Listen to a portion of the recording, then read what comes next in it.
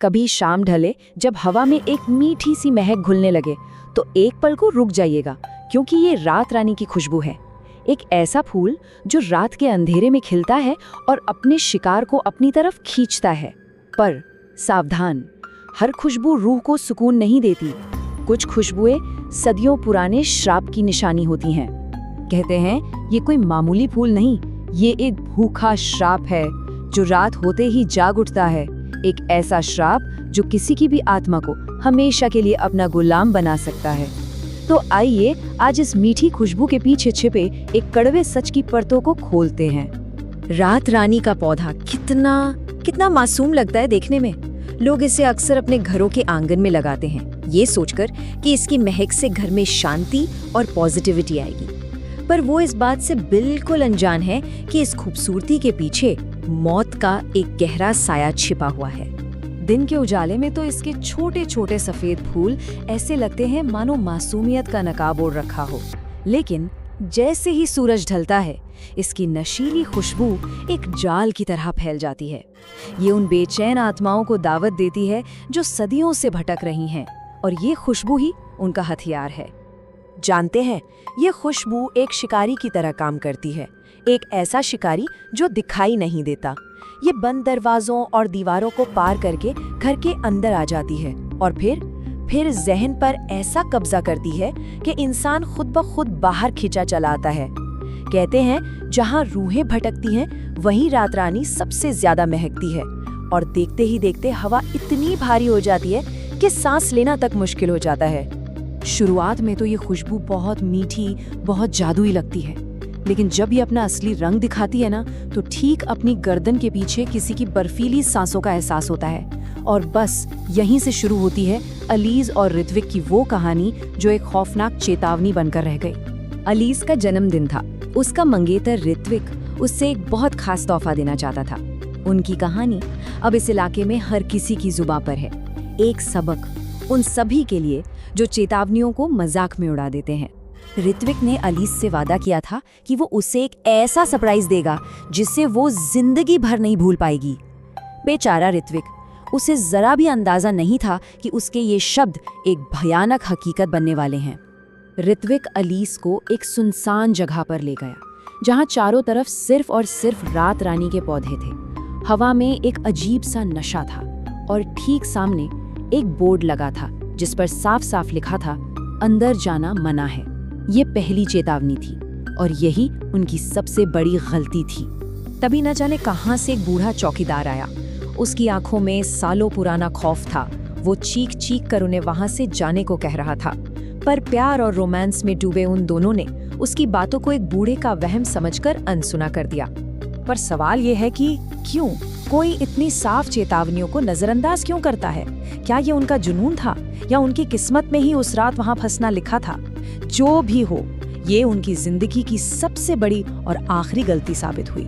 जब उन्हें अपनी गलती का एहसास हुआ और उन्होंने लौटने का फैसला किया, तब तक बहुत देर हो चुकी थी। वो उस जाल में पूरी तरह फंस चुके थे। ऋत्विक की बाइक स्टार्ट ही नहीं हुई। पेट्रोल टैंक खाली था और उसमें एक अजीब सा छेद था, जैसे किसी ने जानबूझकर उसे तोड़ा हो। भागने के सारे रास्ते बंद हो चुके थे। और फिर जमीन पर गिरे हुए पेट्रोल में अचानक आग लग गई। आग की लपटों की रोशनी में जब उन्होंने पलट कर देखा तो रात रानी के वो मासूम बेदाग सफेद फूल अब खून की तरह लाल हो चुके थे, जैसे वो अपनी प्यास बुझाने को तैयार हों। दहशत में कांपते ऋत्विक और अलीज को उसी बूढ़े चौकीदार ने उस बाग का वो राज बताया। एक ऐसी कहानी जो 500 साल पुरानी थी और जिसे खून से लिखा गया था। बात है 500 साल पुरानी।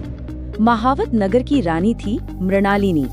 अपनी खूबसूरती पर उसे बहुत गुरूर था, लेकिन बढ़ती उम्र के डर ने उसे अंदर से खोखला कर दिया था। और इसी डर में उसने एक काले जादूगर भद्रकाल से हाथ मिला लिया। भद्रकाल ने रानी के लिए रात रानी का एक ऐसा शैतानी पौधा तैयार किया जिसे मिट्टी नहीं, खून की प्यास थी। इस खौफनाक अनुष्ठान का नाम था रक्त मंजरी साधना। एक ऐसी साधना जिसमें एक जादुई पौधे को इंसानी खून से सींचा जाता था ताकि रानी की जवानी हमेशा हमेशा के लिए कायम रहे। हर अमावस्या की रात एक पाक साफ आत्मा वाली लड़की की बलि दी जाती। उसके खून से उस शैतानी पौधे को सींचा जाता और फिर फूलों के जरिए उसकी पूरी जिंदगी उसकी आत्मा को निचोड़ लिया जाता। ये पौधा सिर्फ फूल नहीं उगाता था, ये रानी के लिए अमरता का वरदान था। एक ऐसी अमरता जिसकी कीमत हर अमावस्या को एक बेगुनाह जान चुकाती थी। चौकीदार तो उन्हें बस कहानी सुना रहा था, पर उसे क्या पता था कि ठीक उसी पल इतिहास खुद को दोहरा रहा था। उस बाग ने अपनी अगली रानी चुन ली थी। इससे पहले कि कोई कुछ समझ पाता, एक अनदेखी ताकत ने अलीस को अंधेरे में खींच लिया। ऋत्विक चीखता रहा पर कुछ कर नहीं सका। जमीन पर सिर्फ एक चीज गिरी थी, अलीस के बालों में लगा रात रानी का वही फूल जो जमीन पर गिरते ही स्याह काला पड़ गया, जैसे उसकी आत्मा को ही बुझा दिया गया हो। ऋत्विक ने हिम्मत करके एक गुप्त रास्ते से तहखाने में झांका और जो उसने देखा, वहां अलीस बेसुध पड़ी थी और उसकी गर्दन पर रात रानी की एक कली धीरे धीरे खिल रही थी और हर एक पंखुड़ी के खिलने के साथ वो अलीस की सांसों को, उसकी जिंदगी को सोख रही थी।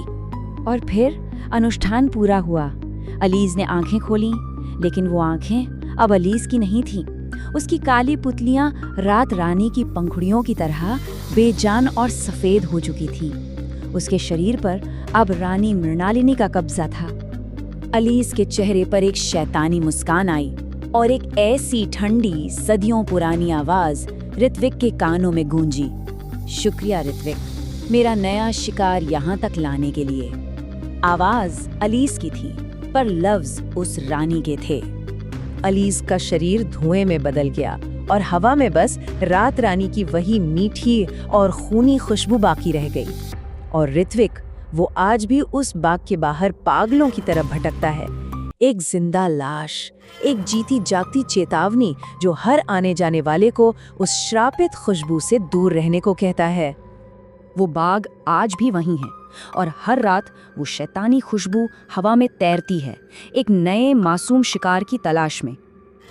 सोचने वाली बात तो ये है कि अगली बारी वो किसे अपने जाल में फंसाएगी।